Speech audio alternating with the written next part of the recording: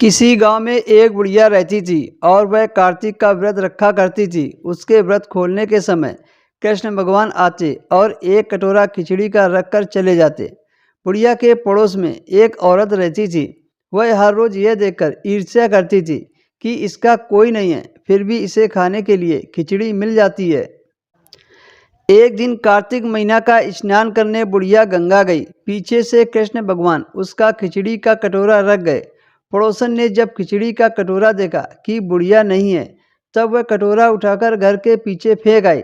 कार्तिक स्नान के बाद बुढ़िया घर आई तो उसे खिचड़ी का कटोरा नहीं मिला और वह भूखी ही रह गई। बार बार एक ही बात बोलती कि कहाँ गई मेरी खिचड़ी और मेरा खिचड़ी का कटोरा। दूसरी ओर पड़ोसन ने जहाँ खिचड़ी गिराई थी वहाँ एक पौधा उगा जिसमें 2 फूल खिले। एक बार राजा उस ओर से निकला तो उसकी नज़र उन दोनों फूलों पर पड़ी और वह उन्हें तोड़कर घर ले आया।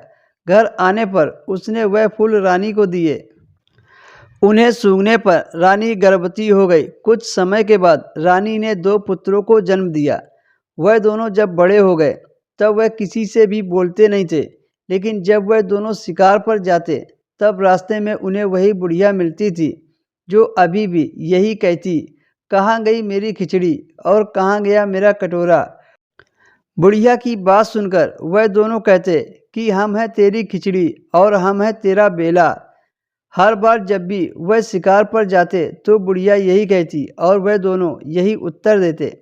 एक बार राजा के कानों में ये बात पड़ गई। उसे आश्चर्य हुआ कि दोनों लड़के किसी से नहीं बोलते, तब ये बुढ़िया से कैसे बात करते हैं।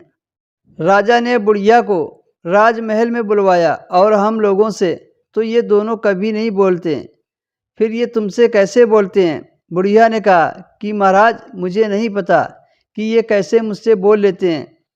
मैं तो कार्तिक का व्रत करती थी और भगवान कृष्ण मुझे खिचड़ी का बेला भरकर दे जाते थे। एक दिन मैं नहाकर वापस आई तो मुझे वह खिचड़ी नहीं मिली।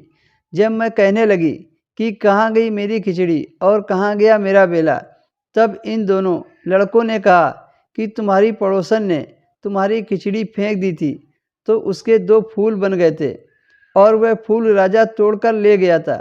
उसके बाद रानी ने सूंघा तो हम दोनों लड़कों का जन्म हुआ। हमें भगवान ने तुम्हारे लिए भेजा है। सारी बात सुनकर राजा ने बुढ़िया को महल में रहने को कहा। हे कार्तिक महाराज, जैसे आपने बुढ़िया की बात सुनी वैसे ही आप व्रत करने वालों की बात सुनना।